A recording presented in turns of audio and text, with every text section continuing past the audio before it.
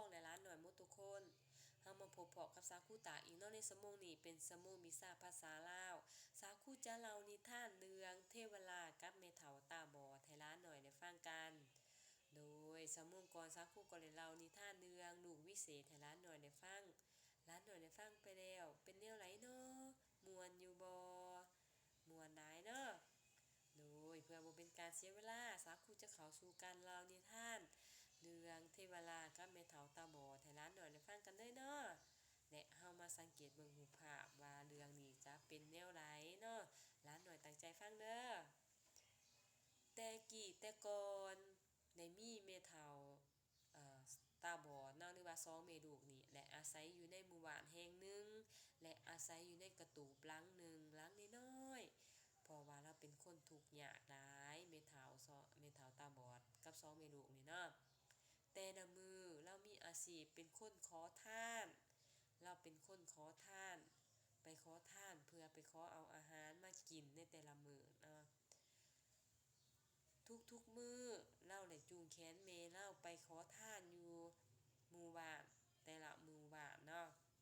บางครั้งก็ได้เอาอาหารมากินบางครั้งก็บ่ได้มีอาหารมากินเลยบางครั้งก็บ่ได้เวลาไปขอมาบางครั้งก็บ่ได้เนาะ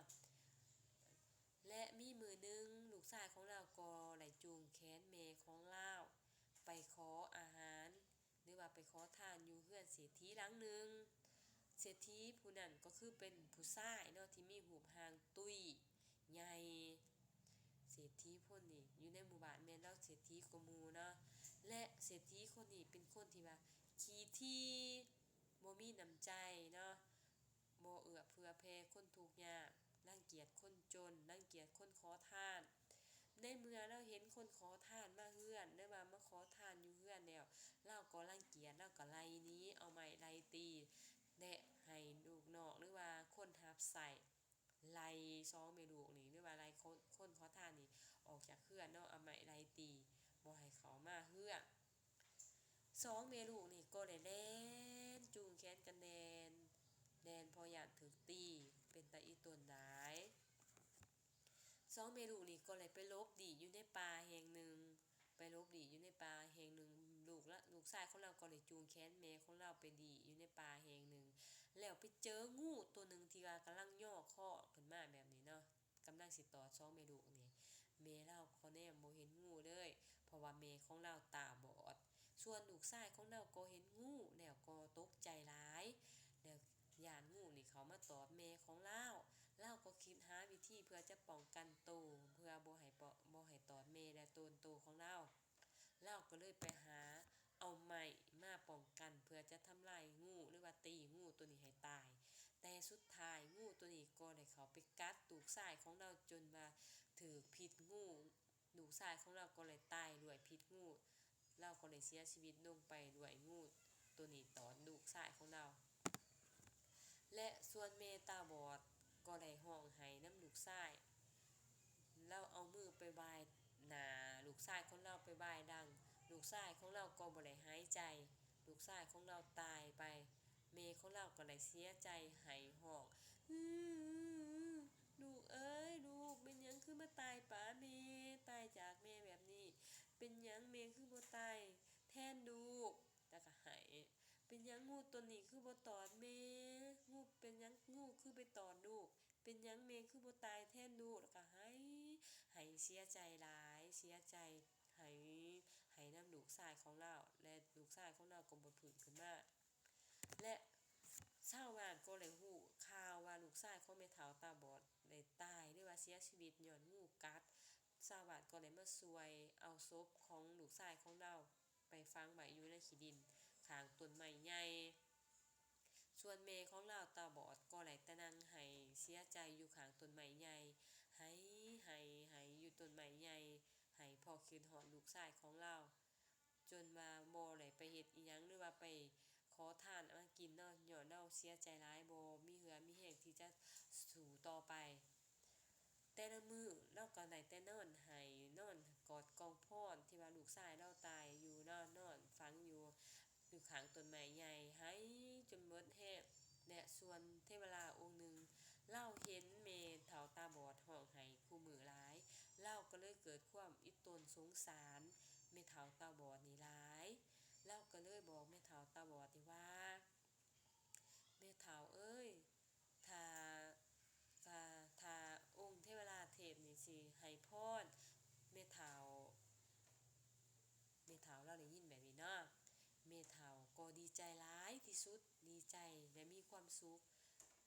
เทวราชองค์นี้บอกว่าจะให้พรขอหนึ่งได้ขอพรได้เพียงแต่ขอหนึ่งขอหยังก็ได้เราจะให้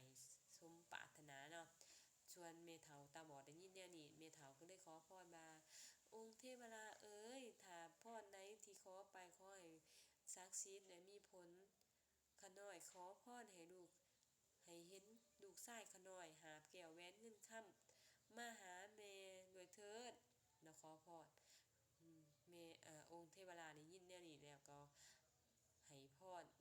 สมปรารถนากับเมเฒ่าตาบอดนี้ว่ามื่นตาขึ้นมาแล้วจะเห็นสิ่งที่ขอได้ข้าหนึ่งเนาะเมเฒ่าตาบอดมื่นตาขึ้นมาก็เลยเห็นลูกชายของตนเองหาแก้วแหวนเงินค่ำมาหาเมย่างมาหาเม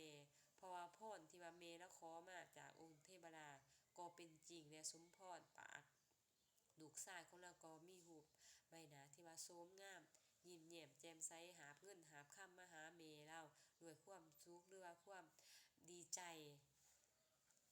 แล้วองค์เทวราชก็เลยบอกว่าหรือว่ากล่าวเตือนสองแม่ลูกนี่ว่านับแต่นี้ต่อไปขอให้แม่ลูกนี่